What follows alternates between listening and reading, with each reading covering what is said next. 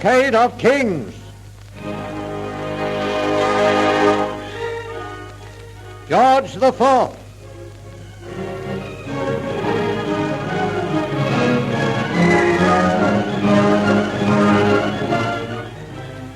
Cavalcade of Kings. In 1810, George III's youngest and best-loved child, the Princess Amelia, became dangerously ill. The possibility of her death preyed on her father's mind and brought on his third attack of mental derangement, which incapacitated him from ever reigning again. In 1810, his worthless son, George, Prince of Wales, was appointed Prince Regent. George Augustus Frederick was born on August the 12th, 1762 at St. James's Palace. Till the age of 19, he was kept under strict discipline, against which he often rebelled. At the age of 20, he met Mrs. Maria Fitzherbert, with whom he fell madly in love. 2 years later, we find them together at her house on Richmond Hill.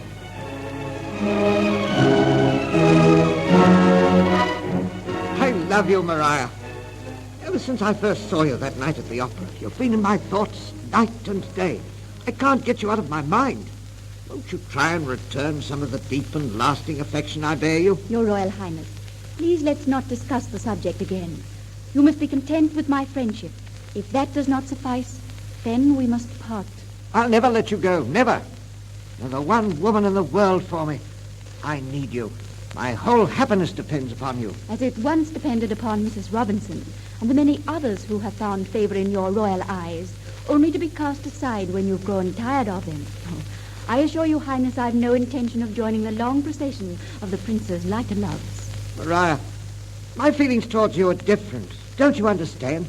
I love you. Those others, fair game for any man who had enough money to purchase their favors. Those are scarcely the words of a gentleman, Highness, but of an errant cad to whom decency and honor are of no account.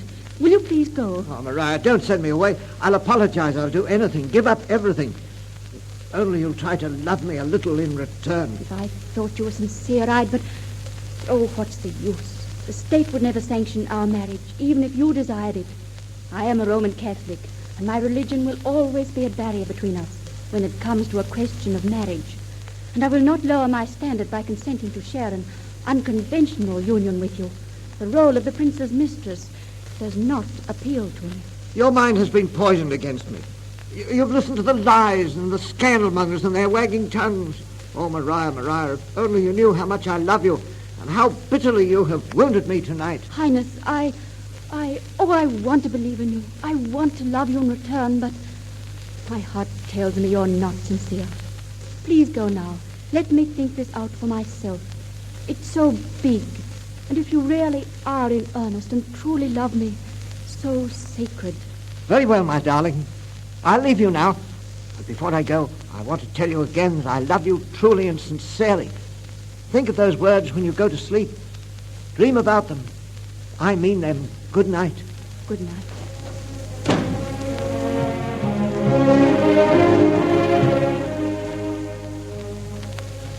Wake up, Cumberland. Wake up, wake up, wake up.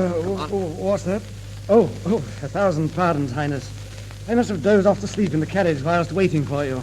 Well, I'm sorry to have kept you waiting, my Lord Duke, but I couldn't tear myself away from Maria. Dad, she's beautiful. Divine. Allow me to fix the rug around your knees, Highness. No.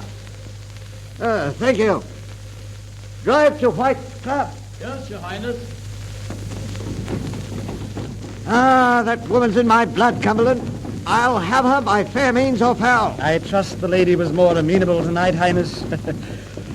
Frankly speaking, I prefer my women a little less beyond suspicion than is Mrs. Fitzherbert. Well, I prefer something I've got to fight hard to get. The thrill is in the chase, you know, my dear Cumberland. I've never yet seen the woman I'd put myself out for. My Lord Duke, forget... Except, of course, Mrs. Fitzherbert. Delightful creature. That she is. Oh, well, here we are. We've arrived. I wonder if Brummel will be here tonight in his usual sartorial splendor. Get to see him sitting at the bay window of White's is to see one of the sights of London. They tell me he's invented another interesting mode for the cravat. I must prevail upon him to teach my valet how it's done. Though I consider he'll never prove on his genius in starching the linen. It's set so perfectly that way, you know. But come along. Let's go into the club. The play has probably started already. What shall it be, Highness? Hazard or faro? Faro. I'm always lucky at that game. Which is more than can be said of Lord Thanet. One night last week, he lost 120,000 at the game. No, he was cheated. That's what I told him. And he laughed and replied, "Then I consider myself lucky not to have lost twice as much." I admire the fellow's sang-froid. Bonjour, Monsieur le Duc. Good evening, Count. Say, tell me, who is that man? The Count de Montron. They say he's the most agreeable scoundrel and the greatest reprobate in France. Is he, Madame? Then let's ask him to dinner, tomorrow night. Count de Montron. Ah, my friend, and what can I do for you? His Royal Highness, the Prince Regent, wishes you to dine with him tomorrow evening at 9. Oh, but yes, I shall be charmed. Thank you, Your Highness. Oh, don't mention it, but what on earth are you staring at?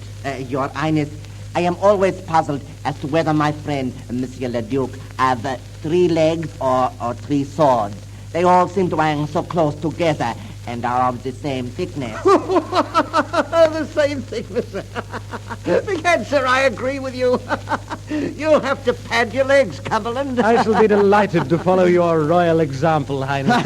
Ma foi, that was an excellent parry, my friend. So, the Prince Regent pads the legs, eh? Enough! Monsieur le Count, I have changed my mind. The invitation to dinner is cancelled. Come, my Lord Duke.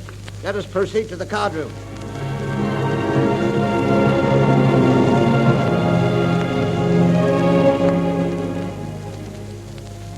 Prince George later went through a form of marriage with Mrs. Fitzherbert and lived with her openly as man and wife. By marrying a Catholic, he forfeited his title to the throne. When the matter was mooted in Parliament, he basely repudiated the marriage, and Mrs. Fitzherbert left England in disgust. It is now 1815, and in war-scarred Europe, all eyes are watching the activities of Napoleon, who has returned from Elba, bent on recovering his lost domains. The struggle culminated in the Battle of Waterloo, where the combined English and German forces under Wellington and Blucher gave battle to the indomitable little Corsican. It was some days before the issue was known in England, and the tension of the situation was strained to breaking point. But it never affected the Prince Regent, and at the moment we find him carousing with some of his boon companions. Well, I'm a 3-bottle man and proud of it. Hey, listen. Did you know that they'd warned me off the course at Newmarket?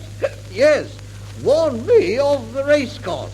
Said I'd tampered with one of the horses. And did you tamper with the horse, Highness? Oh, you never can tell. You never can tell. Highness, Oh, the courier has arrived. Courier? What courier? From the Duke of Wellington, Highness. Oh, the Duke. Oh, well, you idiot. Don't stand there gaping. Admit him at once. Yes, Your Highness. My lords, the courier has arrived. Let's have a wager on the news he brings from Wellington. 6-4, we've lost the battle. Oh, a fine Englishman you are. 10-1, we've trounced the Corsican. Hooray! That's it. Highness, Well, you've nearly 2 hours. What of it? I bring very important news, sir. News which every man has been anxiously waiting to hear. It would have become you better to have spent the time in changing your linen before bursting into my presence. Your clothing is foul with blood and mud. Yes, Highness. Mud and blood from the battlefield of Waterloo, where men have died for their country, while the Prince Regent caroused at home like a pig in a sty. By God, I'll run you through it. Highness, this man's tired to the point of exhaustion. He has ridden far and fast to bring us the tidings. Hear him, I pray, with patience, and in mercy's name forgive him his outburst. Well, I'll overlook it this time. Well, what's the news, courier? I bring news of the great and glorious victory which my Lord Duke of Wellington has won for England.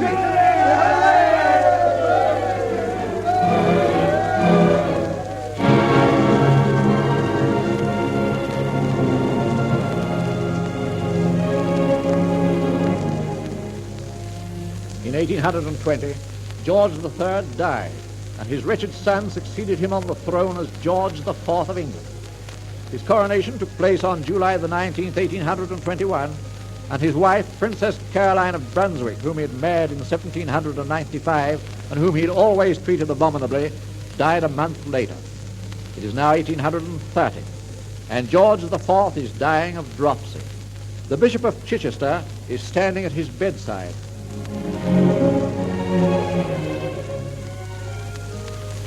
The first gentleman of Europe, dying alone, deserted by all, not a friend left to close his eyes in sleep when the breath of life departs from his miserable body. But what do I care for any of them? I've lived my life in my own fashion. I've been a man, not a cipher as my father was before me. Perhaps I've suffered pangs of remorse for the things I've done and the things I've left undone, but that is my affair. I've been the master of my own fate, and I'm answerable to nobody. Nobody. Nobody except God, my son.